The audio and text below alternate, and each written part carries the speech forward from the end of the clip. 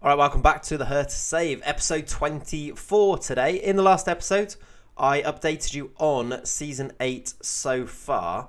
In today's episode, I'm going to re-update you on season 8 so far because we've made some progress. Quite a bit of progress, actually, so there's a bit more to tell you. There's also a bit of a grandstand finish coming up once again. Just like last season, We've got the chance to make history once again and win some big competitions. If I just point you towards the team competitions, I've got two of these. Either one. This one here, if I point you towards it, we've not yet entered the Club World Cup. However, we are through to a Champions League quarter-final. I'm going to say it. We're on the cusp of a Champions League semi-final there. So we've got a real chance in the Champions League once again. Can we win back-to-back Champions League trophies? That would be, the dream. We did win the Super Cup, as I did show you in the last episode. We are top of the Bundesliga. Here is the league table. As you can just make out there, we are... In fact, does this make it a bit better? There it is, yeah. We are 9 points clear of Bayern Munich now at the top. We've put together a bit of good form that has meant we've pulled away a little bit.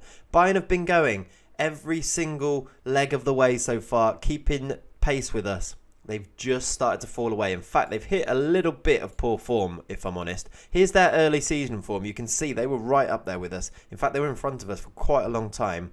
They hit a really dodgy bit of form here. They lost 2 games in a row in the league, Freiburg and Wolfsburg. They then lost to United in the Champions League.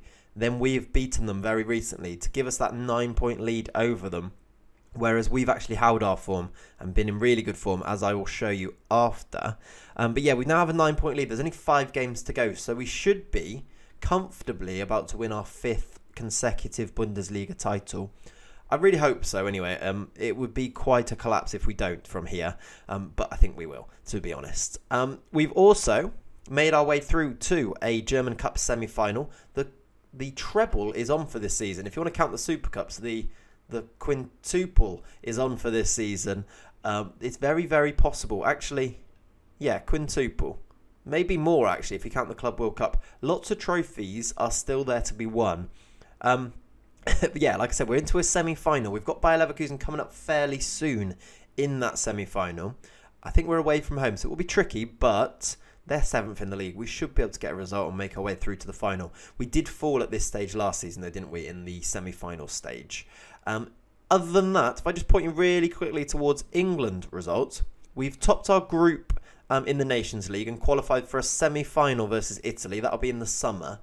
And then next summer is the European Championships. We're currently qualifying, and we are currently... Doesn't let me open it here. In Group E, I'll show you, in fact... Group E, we are top of our group. We've beaten so far, wait for it, Lithuania and Moldova. So pretty good. In fact, Phil Foden scored a 6-minute hat-trick against Moldova. So don't say we're not getting results with England, because there you go. But yeah, things are going pretty well there. We do have Germany in our group for that, though. So we will have some big England games coming up at some point. It's quite a long qualifying process, though, so I haven't felt the need to actually bring you too much England stuff. As of yet, I'm sure we'll get there, especially, like it says here, in 426 days, when the Euros will begin next summer. But yeah, there's a little rundown of the overall homepage. Let me just take you over to the schedule then. Last episode, I think we took you up to about here, wasn't it? If I just point out some results, you can kind of see form has been almost perfect. And I say almost perfect because we did lose to FC Cologne 3-1. I don't really know what happened in this game. We kind of just got a little bit FM'd. We didn't create any clear-cut chances, so maybe it's kind of on us. We have had some injury issues. If you see here, Goluz has been starting a lot of games. There he is. He's a 21-year-old Colombian that we brought in.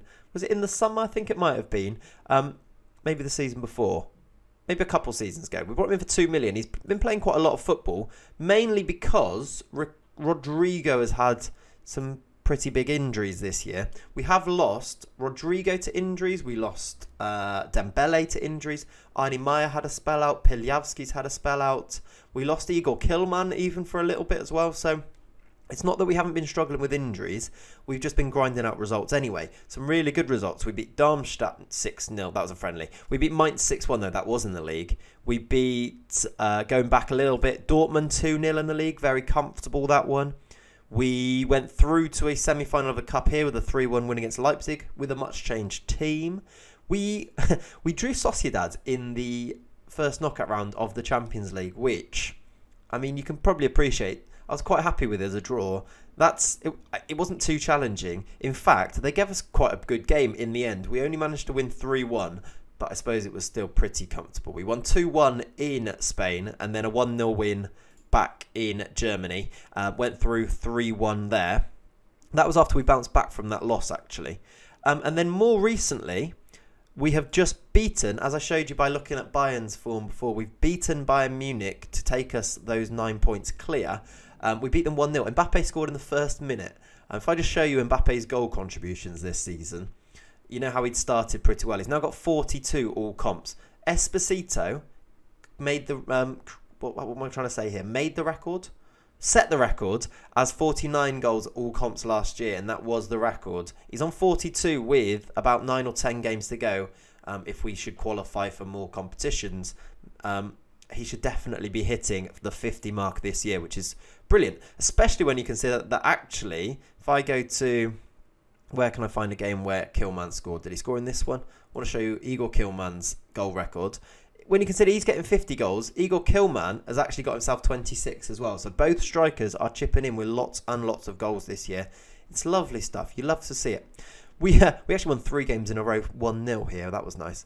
4 games in a row. We beat Bayern as well. And then the one game I just wanted to point you out some goals in, we'll watch a few highlights, is we drew Real Madrid in the Champions League quarter-final. We played them at home first and we got ourselves a 3-1 win, which I'm sure you can appreciate was a big, big result. If you just look at the side, let me point out a few changes. Like I said, both wingers have had injuries. Golu started instead of Rodrigo. Scriber started instead of Dembele, but also Ricardo, our backup right winger, was also injured. So we were down to our third choice right winger, Rene Scriber, who is a young German player. He's quite good, but he's not quite at the level of the others. But he put in a very good performance here, in fact. It's 6.8. He did okay. But we got ourselves a win over Real Madrid. And if I'm just going to show you the goals once they load here. If you just take a look whilst that loads, they've got Olmo, Antony, Jovic, Jota, Fabian Tillmans. They've changed their team a lot. Interestingly, Nathan Ake is still their centre-back. But yeah, we went 1-0 down. They scored this. A mistake by Costantino let Diogo Jota, off of ex-Wolves fame, score the opener. We did strike back almost immediately. Golu set up Mbappe. Mbappe set up Igor Kilman, the Belarusian sniper, the marksman there with the goal. Igor Kilman, by the way, is now Belarus's top goal scorer ever. So that's nice, isn't it? Our lovely little regen there. Mbappe made it 2-1 with a header. And then in the second half, we topped off our 3-1 win with Goluz, who's come in as our replacement on the left wing there with a lovely little finish. We beat them 3-1. The second leg is the next game we are going to play. That will be on stream the next time I stream. I was going to say what day it was. It doesn't matter. This video might not come out. It's not going to line up. But if you did want to jump into a stream, it is a Monday, a Friday, or a Sunday.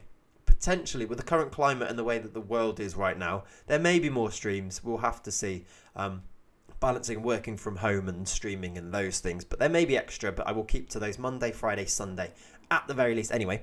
But we digress. The Real Madrid game is next in the Bernabeu. Barring any slip-ups, we should be into a semi-final there. There was the draw made for the semi-final. If I show you, we will play, if we get past Real Madrid, Atletico Madrid or Chelsea. Now, we beat Atletico last year, didn't we? And we've beaten Chelsea in the past. I don't think that's a bad draw, you know. If we can get past Real Madrid, we'll be in a great position to potentially make it through to the to another Champions League final, which that'd be grand, be lovely. Just the goal stats there: Mbappe on 12, Kilman on 9. You see that they are both of them chipping in with lots and lots of goals. 9 goals is very good in a Champions League campaign, anyway. Never mind 12 from Mbappe. But yeah, that's a little update on where we are. Just to show you the team and how things are at the moment, just looking at injuries and things. We're almost back to full health. We do have an injury to Ryan Aït-Nouri, who is our backup left-back at the moment. Costantino's just recovering. Julinho Chat is struggling a little bit. You see how left back is always the area we have issues in. That's why your boy Dirk Sprint is ready to jump in whenever you need him. He has actually made some appearances. Made 3 appearances this year. For a left back that has not a lot of footballing ability, he's just become a cult hero, and he's played a few games, has our Dirk. So he's still making the bench. He came on, of course, in that Champions League final last season. So we love him here, Dirk Sprint. He's number 1 sub. He's made 3 appearances. He might be making another one soon because Julinho Chat is struggling with an injury. Our backup left back, Ait Nouri, is also struggling. Luca Netz is our 3rd choice left back. However, he is currently unhappy. So I'm potentially looking for a new club for him. So if his morale isn't right, then it may be that Dirk Sprint's playing that game. I'll try and avoid that, but we will see when we get to it anyway. But yeah, I think the next video then will probably be, well, it might be at the end of the season if we crash and burn, or it could be maybe a live, I don't know, maybe the Champions League final if we can make it again, or a German Cup. We've got lots of exciting things coming up, so it'll be something to do with those things. But make sure you come back to find out how we do in those competitions, or like I said, jump into a Twitch stream where it will all be streamed live there, of course, too.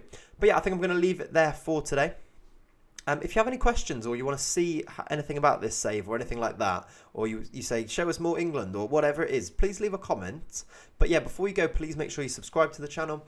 We've loads of new subscribers recently and I'm loving it, so please keep that up. Thank you very much.